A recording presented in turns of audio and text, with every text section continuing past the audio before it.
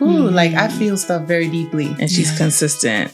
And that's like what a big mama is. It's just that consistency. Right. There's a lack of compassion and a lack of empathy that we have with one another. I realize that people are just not there. And that's probably why we don't have that much empathy, because to go there, you have to be strong. I originally got initiated because I had to. Like, I just want to go get my hair braided and get outfits made. And it wasn't for lack of seriousness. I understood how serious it is. I understand the commitment. So right. Those first 7 years, you really don't know much. You're just learning about yourself. I don't feel like I've arrived. I don't think it's something that you can like say, okay, I'm here. We're constantly learning. Yeah. Ori work is like your self-work. When I get my Ori fed, I can hear it a little better. My inner voice is a little louder. Say, no, who is this person? Who is this person to try to destroy me? And so there, I backed away from a lot of people. You know, after getting initiated to Oshun, I ended up having to withdraw, and it was just me and them packs. Right? Tell the water your intention. Tell it what you want to achieve that day, what you're working on. And it's like strip bare so that you can be reborn and use the Orisha to help build you back up. Yeah.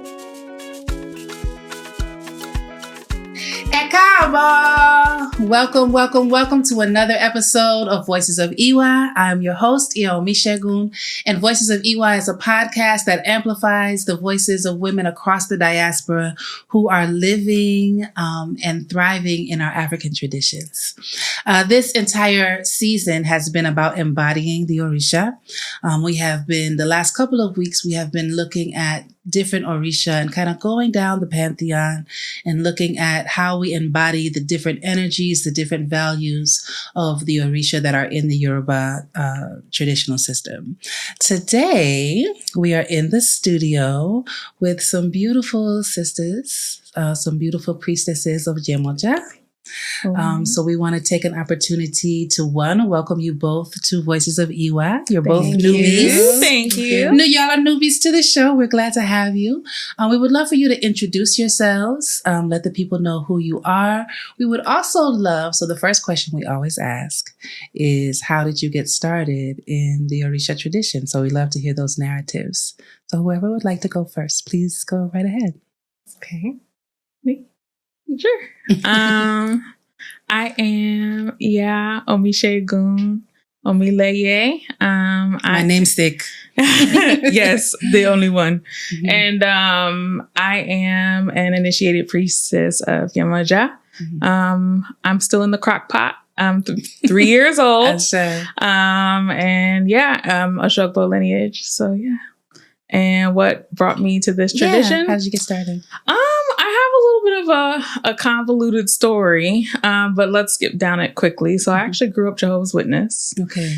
And then in college, I reverted to being a Muslim, and I was devout for 10 years. Great training grounds for Ifa. And then fast forward a little bit, probably about 4 or 5 years before the pandemic, I was introduced to Ifa, and I was a little leery of it. I was like, I don't know about that. You know, it was different. And I was just still searching. So I dove in, and I was blessed to have great Egbe, great Ori, and I had great, incredible people influence me and help me. And so eventually it was that time to go for initiation. And I went, and here we are. So 3 years in now. 3 years in. Still in the crock pot. I love that. All right. And I'm Yeye Ajigbeda, Omilade, Oshunyo Yini Fafore. I have been an initiated priestess of Yemoja since 2015. And how I got started, you and I have something in common. We grew up Catholic. But with my family, especially my parents, they always stressed, hey, you don't need a priest to talk to God, to communicate to God. I have a cousin who's a Buddhist. So I come from a family that's really open.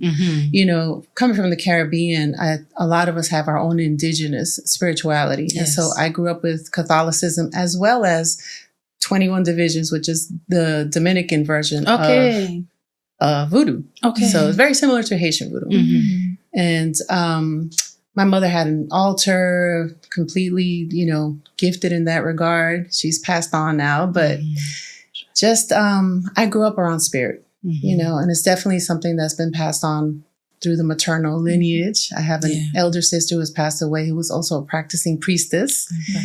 And so I've been around raw spirit my whole life.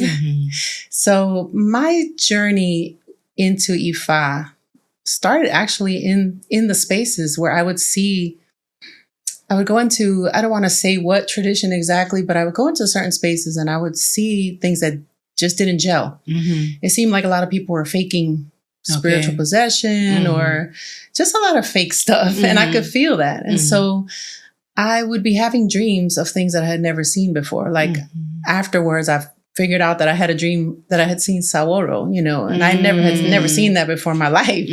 I had other dreams where I had a rock, which was exactly like what the Eshu stone looks like.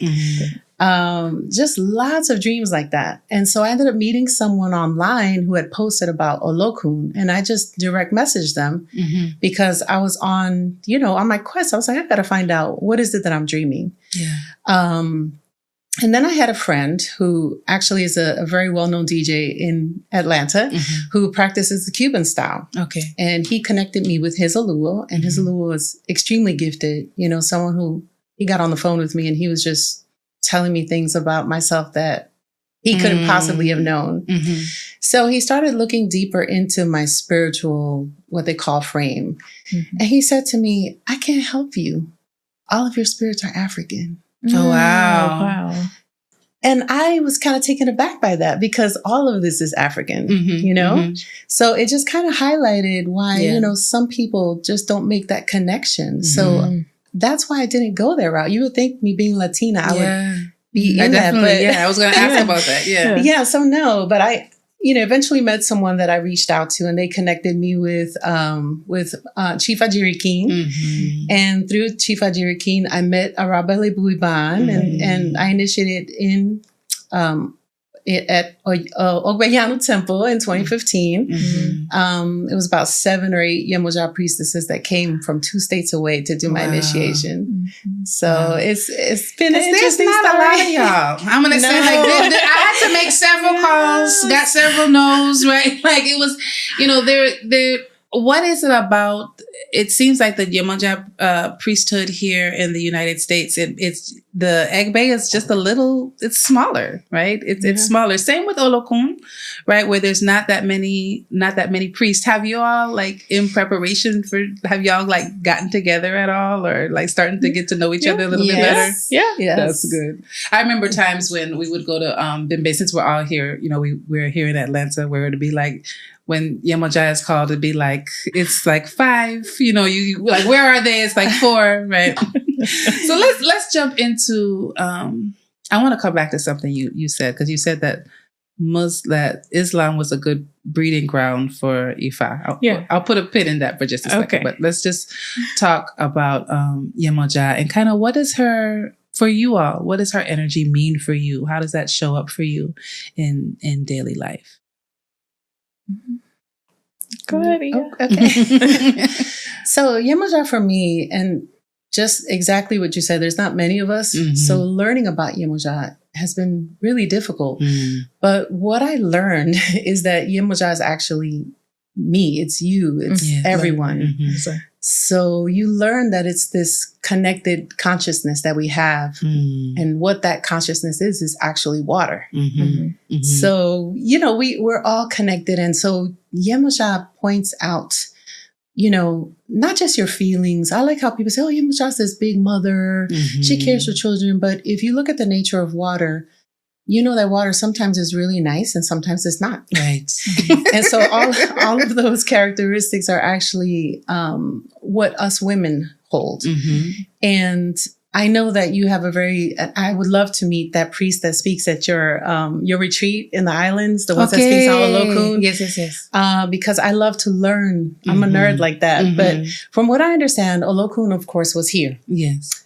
And Olodumare is basically just light and energy. So what we see is actually just reflections. So when Yemoja was created, it was actually the spark, the feminine spark that's in the womb that births. So together with Olokun, this is where the Orishas came from. Yeah.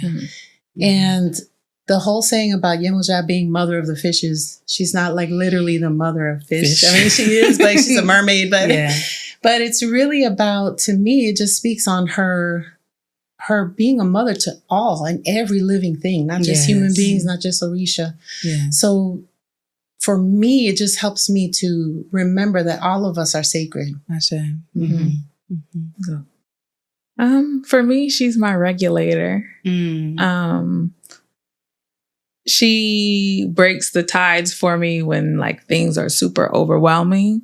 She just slows it up so I can take it bit by bit by bit. And she's like a good conscious buddy. Like I can brain dump on her about all my ideas and my ambitions. And she tells me what's a good idea and she tells me what's not a good idea. She's very practical in my life. She helps me navigate situations.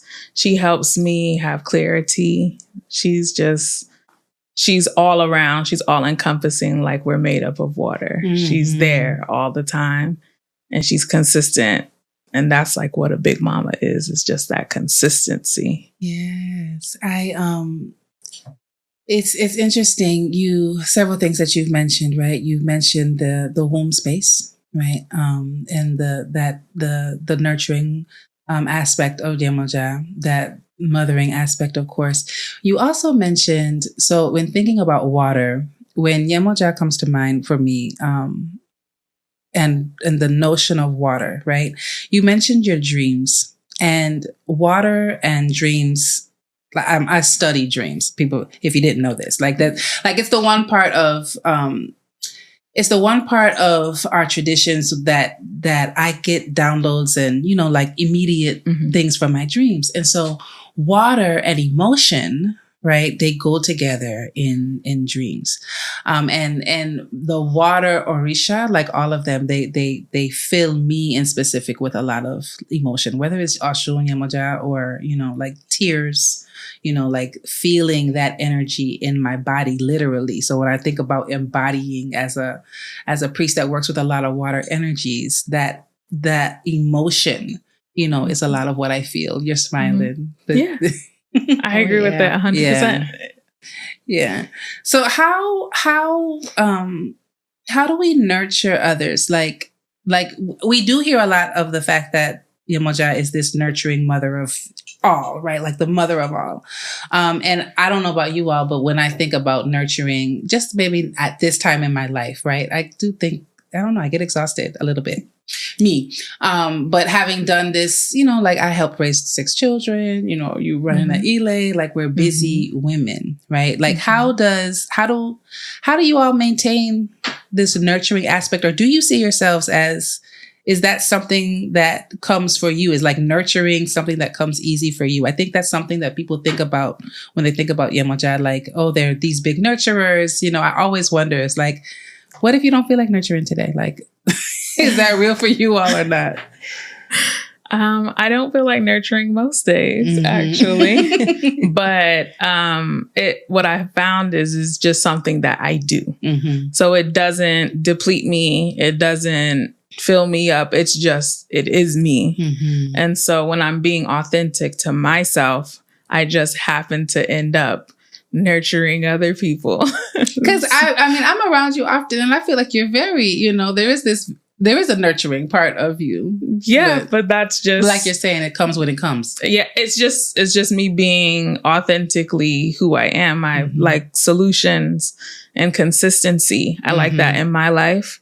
And so that's what I do. So I just try to be thoughtful of people, and try to help people because I would like help, when I'm depleted or if I am exhausted. So I just be that person to others that I would want in my life. And that ends up coming off as nurturing, but it's just me doing what Yemoja is like, good character, strong character, immaculate, like character. So, yeah. Yeah. So I think that for me, the nurturing, because I actually do not have biological children, but I've experienced raising a child. So it just comes naturally. I've got nieces and nephews, and I have a lot of children in my life that just love me, right? I think for me, it's really just identifying, I look at people and I see their pain. I mean, you talked about feelings and crying and all that stuff. Like, like I feel stuff very deeply. Yeah. But all right, so let's take a pause for a second. And I want to tell you a little bit about the Real Women Inspire app. This is something that was created for women who truly believe in our culture, in community, who are truly working on themselves and are ready to take their connections deeper. This is a space where we have opportunities for prayer. We have opportunities to learn. We have opportunities to grow. We have opportunities to connect to one another. And now we are opening up the space to other sisters to be a part of this very important ecosystem that we have created that's just for us, that's by us, for us. So if you feel like you are ready to connect with more women who are like you, who believe what you believe, who understand what you understand, and you want to take that connection deeper, then we want to invite you to go ahead and download the Real Women Inspire app. Join the ecosystem. Don't just look from the outside. Come and be a part of a very important movement that we're growing together. So let's get back to the episode. But what I learned over time is that that's just my nature. And I know Yemoja influences that greatly. But what I realized is that it's empathy. And a lot of us lack empathy these days. Talk about that, Iya. What do you mean? So empathy is when you can see what someone's going through and you can feel it and it bothers you. And that word, that actual thing is very misconstrued because people feel like, well, if you're so empathic to everyone, then you're a doormat, you're always crying, you feel too much feelings. It's actually not that. What I learned is that empathy is a very powerful thing to have. Yeah. Because what you're doing is actually seeing what's missing and trying to figure out a solution. So in that way, you are nurturing people because you actually see this person needs this. I can feel that they are missing this. You can develop systems, things that can help not just individual people, but groups of people. Yeah, I agree with you. I couldn't agree with you more. I think that empathy is something that's missing just from the world, right? Altogether. I used to teach a class.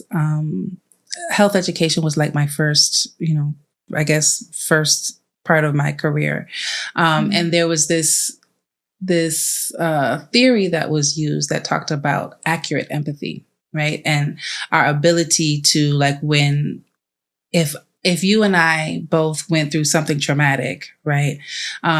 And it was the same type of thing, then I could have accurate empathy, right, for what you were going through because I went through the same thing. But then there's just also, like you're saying, it's just also the human nature of us to be able to look at another person, see what they're going through, and actually put ourselves in their shoes to be able to connect. And I don't know. I can't say that I know why we've gotten so bad at it now. But it does seem like there's a lack of that, right? There's a lack of compassion and a lack of empathy that we have with one another. How has your connection to Yemoja helped with that? Like helped you to have more empathy for people? Or is it just like your nature?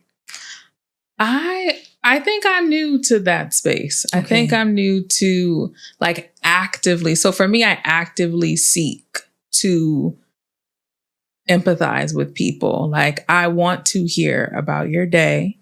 I want to hear what was great, what wasn't, to help you problem solve. I want to invest in the success of your life. And you're a great solution person.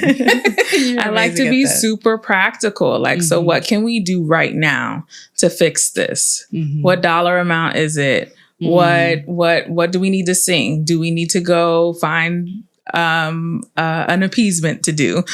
What are we going to do now to assist? Because you didn't come here to suffer, and you have Egbe, you have Ori, you have support. You have support. So let's support you and do the things. And that's, to me, that is a lot of the work. The work that we do, especially I feel like as Olorisha, is really the upliftment of people in their daily lives consistently. That's like the comfort. That is like what Big Mama does. That's that warm bowl of grits. That's is consistent, is strong, and it doesn't have to be glitzy, but it improves life. Improves life. And something that you said about, being there and like making those quick decisions. Like I'm definitely one of those people. I don't argue. Like, we can talk it out, but it's a few sentences and then let's find a solution, because you can go back and forth, and emotions can go crazy. Yeah. They can become a tsunami when you're having a discussion. It's like, let's get to the solution so that we can, attempt to fix the issue. For me, I do not actively look to nurture people, but it finds me. Fortunately and unfortunately, right? But I don't actively look for it. But what I have found is that I have like a razor sharp pinpoint as to what's going on in a situation. I can really see what's going on like way before anybody else. And I realize that people are just not there. And that's probably why we don't have that much empathy, because to go there, you have to be strong. And to admit, hey, maybe I did something wrong, or I'm lacking this. Too many of us going around just being strong all the time. I'm not weak. And so nobody ever talks about what they need. And then if you try to reach a person that's like that, you're going to get backlash. You're going to get no, you're going to get everything. And I've received that. I've been, oof. But at some point, what I've learned as I've grown as a priestess is that I don't have to continue that energy. If someone is not willing to go there, then you're okay. Because sometimes mothers mean you're going to fall and find out. You're going to put your hand, you're going to figure it out. Yeah. You don't want to listen to me. You're going to figure it out. Yeah. And most of the time that happens, but that person needed that growth. So you have to, it's a little dance. You have to know when to nurture and when to step back. That's a really, really good point. Let's talk about that a little bit, because for people that are, we've been using two words, empathic, right? So you have empaths who naturally feel, right? And then in our traditions, in our cultures, I think we have several empaths, right? And in women who feel very deeply, right? Also, those of us who, and this could be men and women, but a lot of the work that I do is with women, where we haven't started on our healing process completely, right?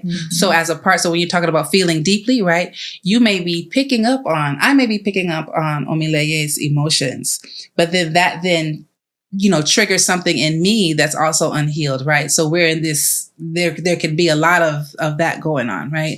So how do you, for those of us that are empathic, those of us that maybe do have very nurturing spirits, what can we do to like put boundaries in place? I know boundaries, everybody knows, my therapy is, I've been working on how to set boundaries and what that is. I think I've gotten better at it.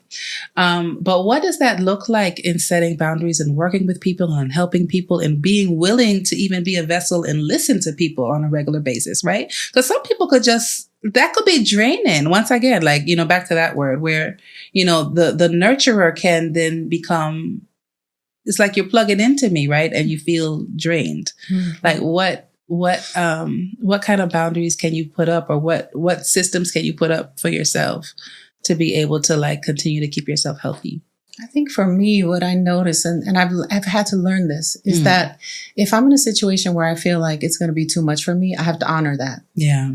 And in the past, I would just, I know this person needs me. No, now you get to a point where you're just like, this situation is XYZ. I don't need to be that involved. And you also start learning that some people are just not there, like I mentioned before. Yeah. And you have people that can be manipulative. You have people that can be liars. So I think you learn from trial and error, unfortunately. There's just no other way to do that. But as a priestess, I try not to be pushy, because I know that some of the people that I deal with are just not able to meet me or meet themselves in order for me to meet them. That right? So I try not to be pushy, but my boundaries is if I feel like I'm doing too much, then I am. Simple. Yeah, I can definitely agree with that. I don't work a whole lot with the public. I have my friends. I have my circle. I have colleagues that I work with. And within that circle, I just do, when my Ori says like, hey, check on somebody, and if I have it and we can think about it together, then I do it. And we do it, and we work together, and we find a solution. And sometimes it's super creative and dope and like, oh, awesome and fairies. And then sometimes it's work, it's strength, it's physical. Well, I do want to talk about your newness. Thanks for bringing that up, because you've been initiated for 10 years, right? And you said you were initiated for 3 years. Talk a little bit about your journey into, like, once you became a priest, right? Like, how was that journey from, I think sometimes people, I'm finding my question. See, this is not on that list. So sometimes people think, I got initiated, I have arrived, right? When initiation is really it's initial. It's it's initiation. It's the first thing, right? What has that experience been like for you these last 3 years as you're like growing to understand more about yourself and, from that initial experience with Yemoja? So mine it's still growing. I got initiated. I didn't have a great teacher ready for me. I'm still figuring out like where I want to align myself. What do I want to learn, and just using the community around me to be able to get things. And I'm fortunate. Yeah.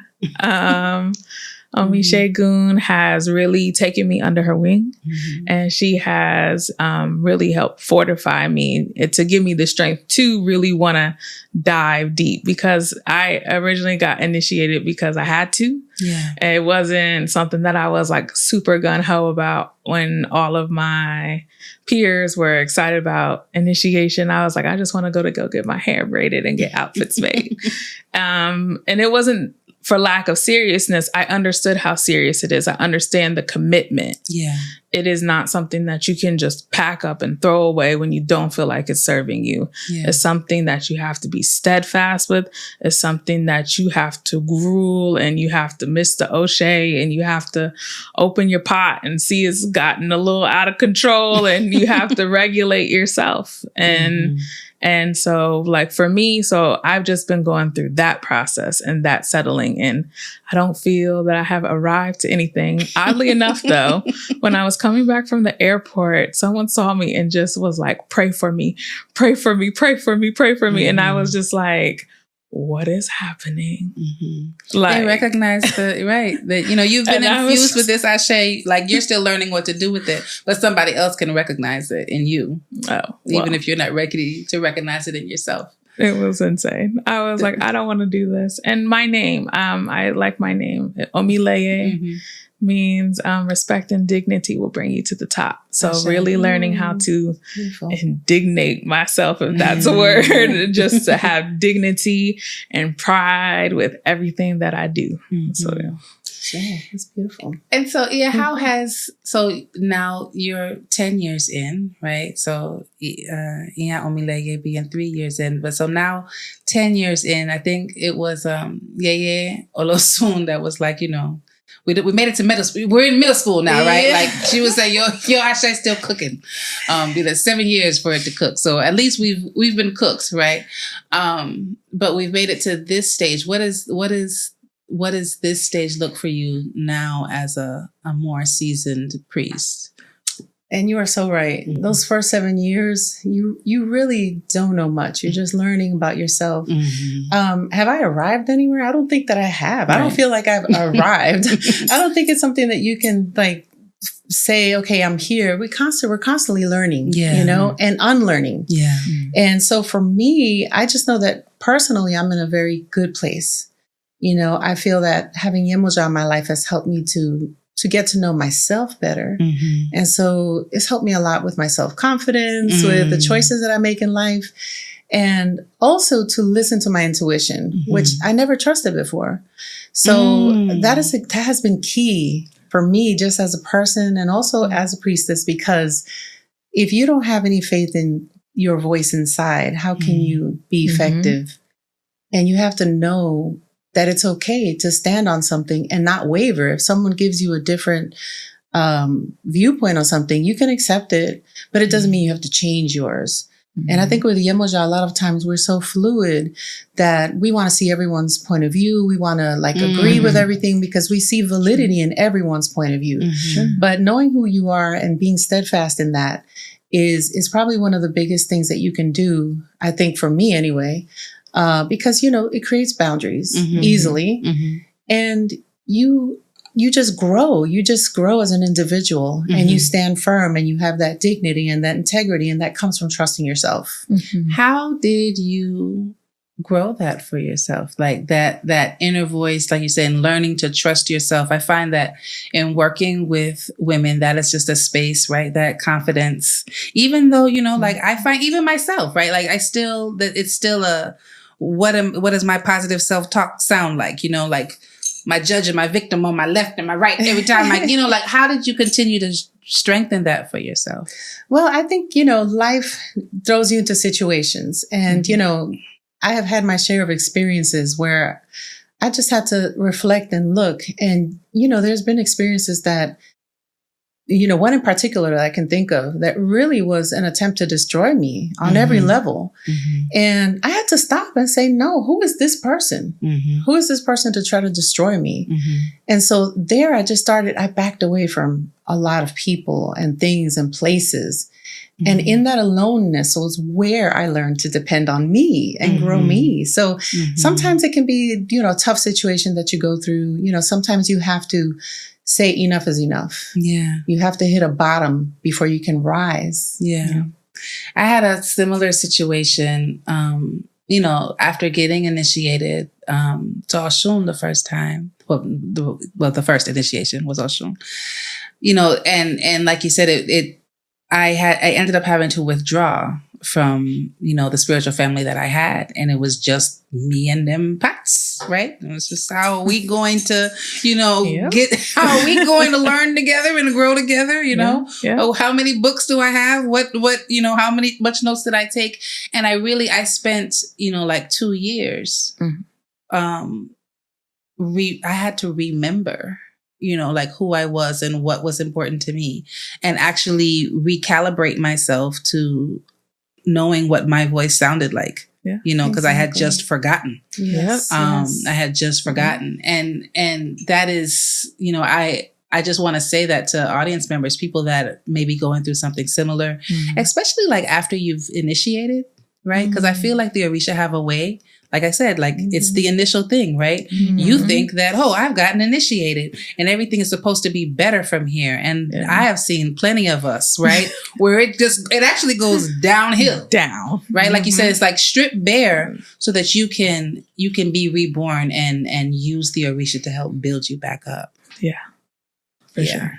For sure. It sounds like you wanted to say something else. You can. Yeah. Growing your inner voice. I think that's something that I can hands down say that is something that you easily bore into me and people around us, because it's like listening to yourself. Like Ori work is like your self-work. Like, you know, when I get my Ori fed, oh, I can hear it a little better. My inner voice is a little louder.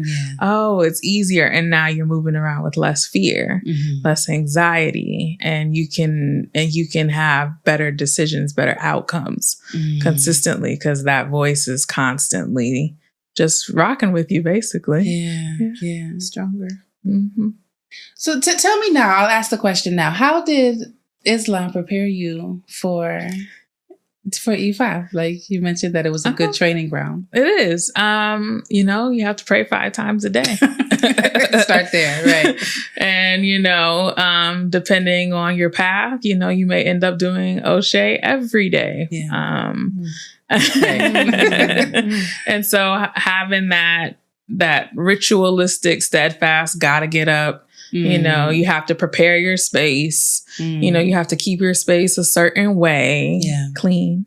And you have to learn a prayer in a foreign language that you may not understand fully. And you have to say it a certain way, you know, so all of these certain way things. And then the cultural aspect, the dress, the music, the hair, the fabric, the perfume and everything. Like, I love all of that. Like, I love the culture. And so I think that is what makes a good training ground. It teaches, like, Islam has like a lot about faith. Like, there's so many different ways to express faith, like fear in a God and different just like that. So I think it helps instill faith, like faith all around you all the time. It's funny that you said that. We've never interviewed someone who started in Islam before, right? Plenty of people that are like, I started out Christian. I started a Christian. So I was just interested in you expressing like what that was like for you, because I kind of feel the same way about Catholicism, right? Like even the fact that there were so many different, you know, all the saints, and you know, it's not a far stretch for any of us, right? But I love you thinking about it in the way that this was kind of like training ground, like everything that we go through in our life is actually a training ground for where we end up. Yeah. You know, and I really do love the tradition. I love the culture. I love Muslims is not like a turn away thing, like a bad thing. It's just, you know, what is resonating with me and what makes me be a better mother, what makes me care for my mother more, what makes me have patience with the people in my life. So I feel like I am like following God, like from the deepest, most elemental part, and not necessarily from what book and page number it says kind of thing. So let's give some practical ways. You know, that's what this season is all about. What are some practical ways that we can connect with Yemoja's energy? So I think the first thing we need to know is that water is intelligent. Water has its own brain feelings. It's a creation. It creates.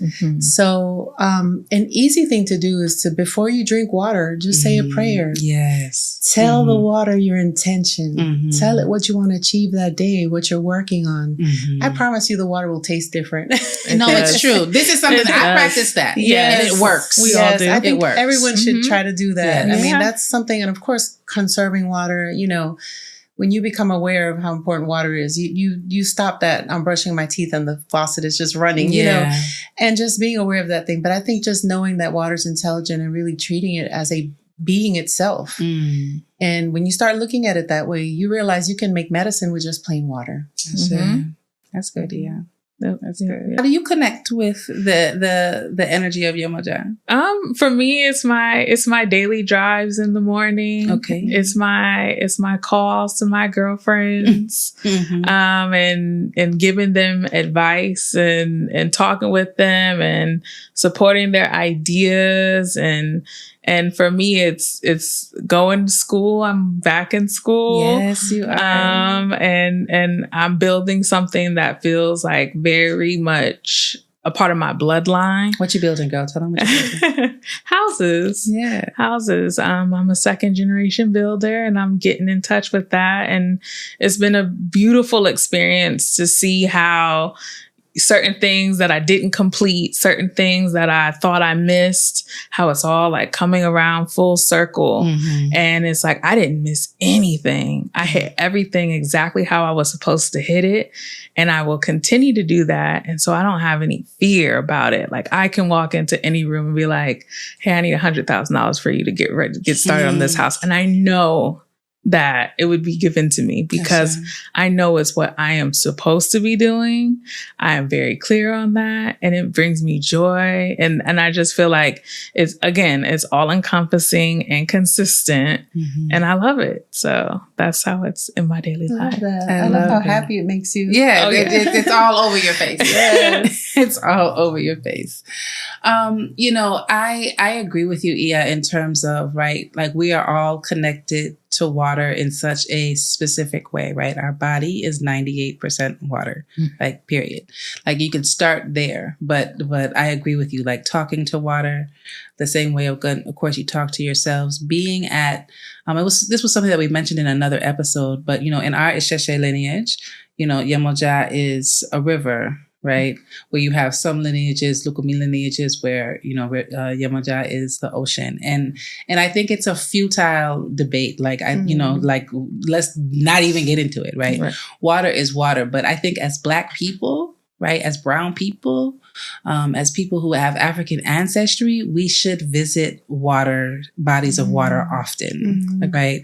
The best way you can connect with the water through the water you drink, but that you feel differently when you're at the river. That you feel differently when you're at the sea. You absolutely you feel differently at the lake, even if it's man-made. You feel differently at bodies of water.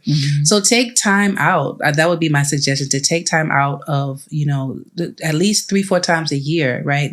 To find yourself in front of a body of water. And if you are working with these energies more often, then you should do it more often, right? I am grateful that I get to go to St. Croix as often as I do, right? And when I'm not there, then I'm at a river somewhere around here. Even if you're landlocked, you can find a body of water to go to. You can. Great advice. Thank you, Iyas, for such a powerful, awesome conversation. I tell you, the time always goes by really quickly. But we have a ritual, a part of our ritual at Voices of EY is that we like to pray for the people that are watching.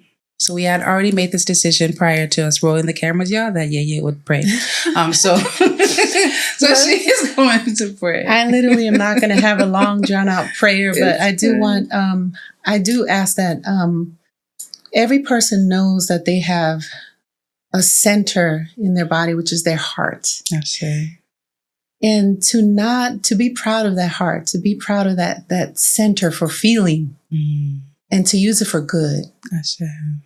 And my prayer is that we are all protected in the goodness of our heart. So as our heart is good, may our hearts be protected.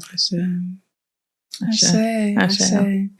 Thank you all so much for tuning in to another episode of Voices of EY. We are here every Wednesday at 7 p.m. If you are in the app, then stay tuned for our talk back right in the app immediately after this airs. We appreciate you. We thank you. Pray over your water. Get to a body of water. The water always remembers. We appreciate you. Have an amazing evening. Odabo. Odabo.